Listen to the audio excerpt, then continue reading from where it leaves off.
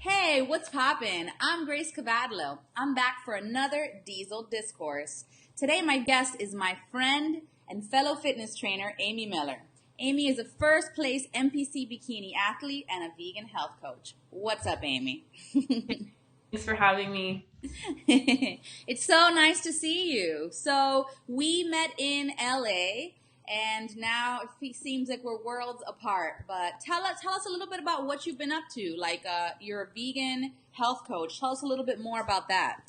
Yeah, so basically, I like to help people transition into the vegan lifestyle. Okay. I went vegan almost 2 years ago, and everything in my life has improved. I've just basically been learning as much as I can about eating plant-based, and I just want to share my knowledge with others and help get them on the bandwagon as too, just because you feel so great living this lifestyle, and you don't need as much protein as you think you do, and it's quite the opposite. You can thrive in this diet and make so many gains. So As far as a coach goes, do you offer nutritional advice? Are you also a workout coach for them?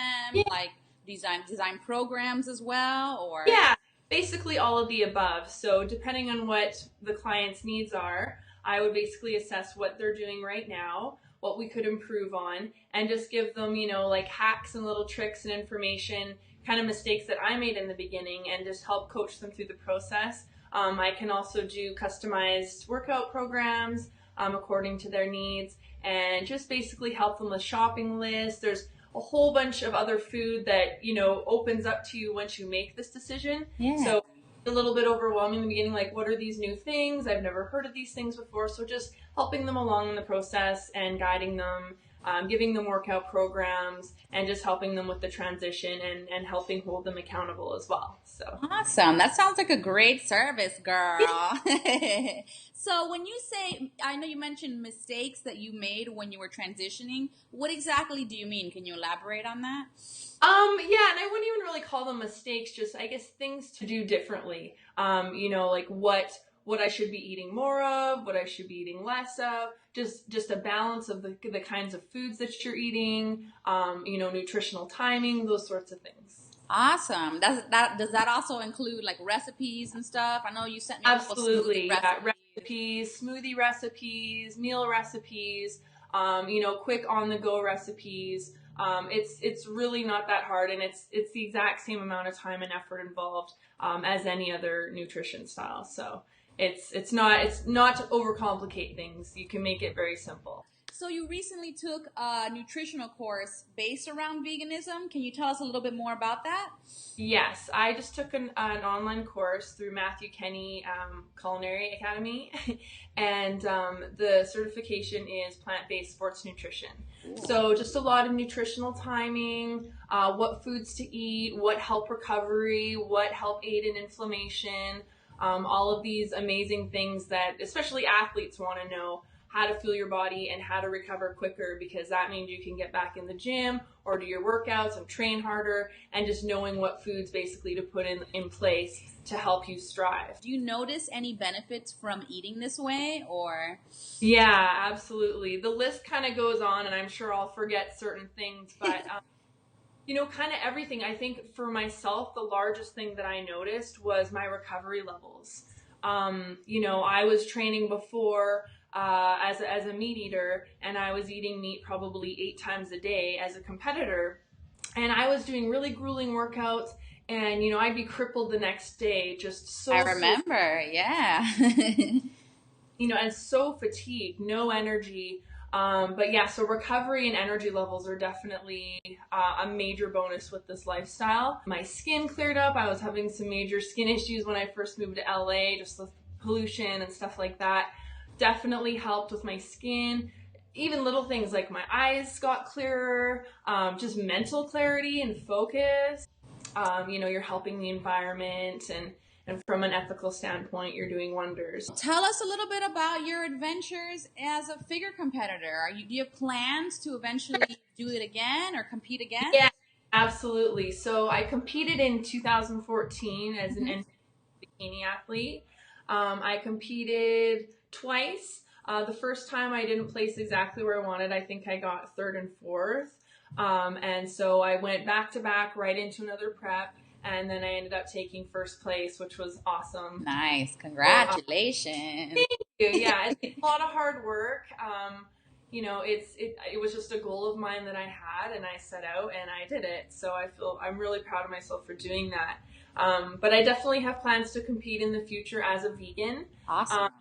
Yeah, I'm just really focused this year on my education and learning as much as I can, so I can continue helping people and sharing this knowledge. So tell us a little bit now about how you train. I know you've recently been doing a lot more calisthenics. I love all the pull-up videos you've been sending me and everything. Yeah. Well, you are definitely an inspiration for the whole calisthenics part of my program. I've definitely incorporating that into my workout regime more a couple times a week. But yeah, just doing, L-sits and handstands and push-ups and dips, just the fundamental basics of the calisthenics. I'm trying to build my strength up within those movements, and then I want to, up it to the next level. I'm also working on my flexibility as well, which is something I've been neglecting.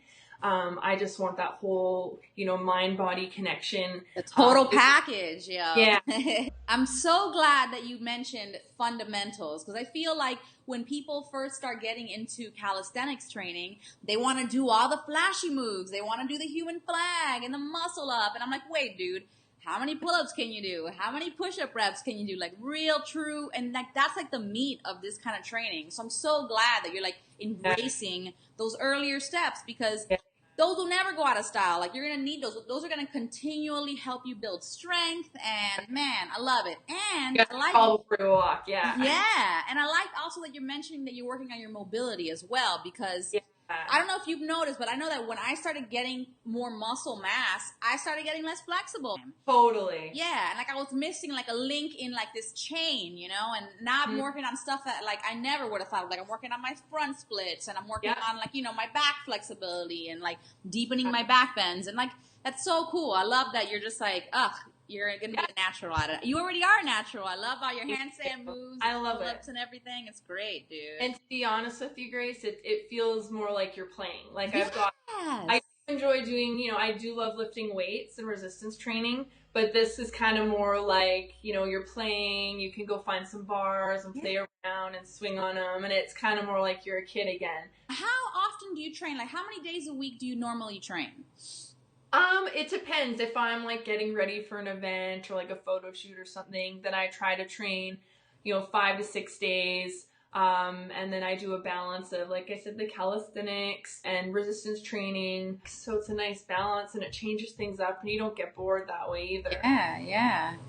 You have to choose things that appeal to you and then make it fun, put your spin on it and enjoy what you're doing and enjoy the journey. So totally. Yeah. I get asked a lot like, oh, Grace, I'm trying to get back into fitness, and like, what's the best thing I should do? Should I do calisthenics? And I'm like, dude, there's so many ways you can train yourself. Do the one that you love to do the most consistently, and then just do it like 3 or 4 times a week, It doesn't have to be in a facility. You can go outside and go on a hike, go swimming, dancing. I dance, once a week for part of my fat loss. And it's like, you don't have to just go to a facility and I gotta do this, but like, make it fun, make it exciting, like, make it a part of your life, Yeah. Can you leave our listeners with, any word of advice about anything? Training, veganism, life, any last words or thoughts you'd like to say? Hopefully not last words, last thoughts.